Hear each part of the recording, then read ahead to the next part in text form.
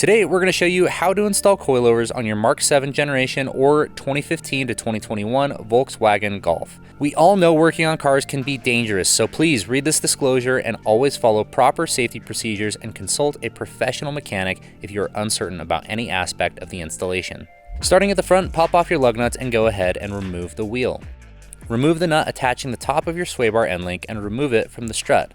This should be done at both the front driver and passenger sides of the vehicle before continuing past this point. And next, remove this bolt securing your brake line. Then have a friend hold the brake pedal down while you remove the axle bolt. This will likely require some force, so please use caution. Next, remove the nut and bolt that secures the bottom of the strut in the knuckle. Then remove the bottom mounts of both sway bar end links. To make this easier, have a friend pull down on the opposing side of the sway bar while you remove the bottom nut securing the sway bar end link. Now remove the 3 nuts securing the lower control arm to the ball joint. Now we're going to remove the strut from the pinch mount in the knuckle. First, insert a strut spreader tool into the back opening of the pinch mount and rotate it 90 degrees.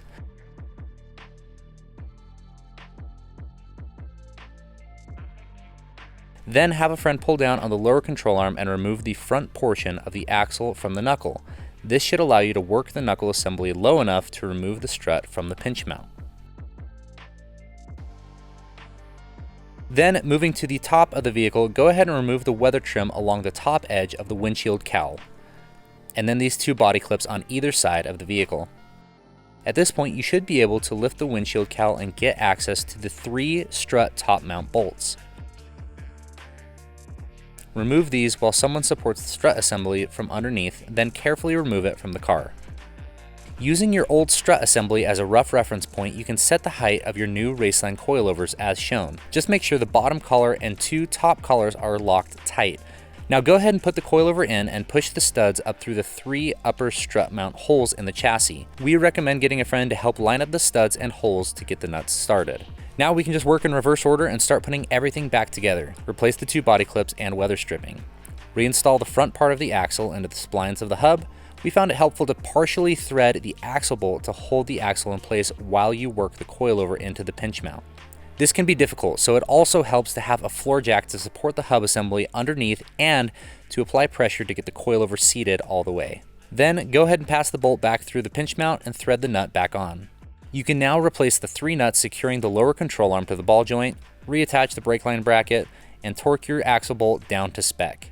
Then go ahead and install your new shortened sway bar end links. If you'd like more information on how these work, there is a video linked below, but all you need to know is that your primary purpose with the shortened adjustable end link is to ensure that your sway bar or end link does not contact any other suspension or driveline components.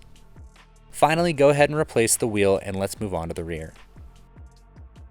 Remove the rear wheel and set it aside. Then just make sure to support the lower control arm from underneath with a jack or other support and remove the 2 bolts from the lower strut and knuckle, and finally the last one here for the sway bar end link.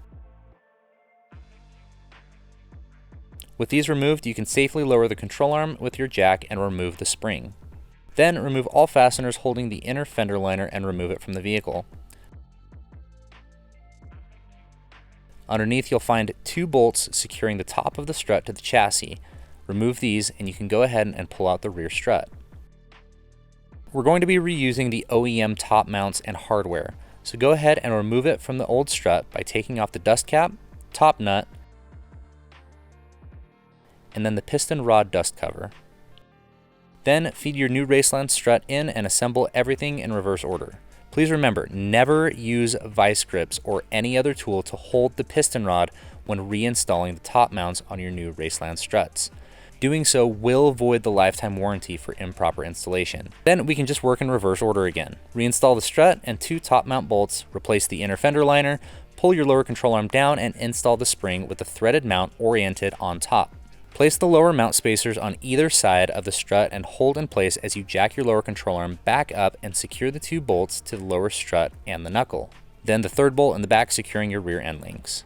Pop the wheel back on and give yourself a pat on the back because you just installed coilovers on your Mark 7 Golf. As always, if you have any questions, we're happy to help. You can reach us at 801-365-1440 or at info@raceland.com.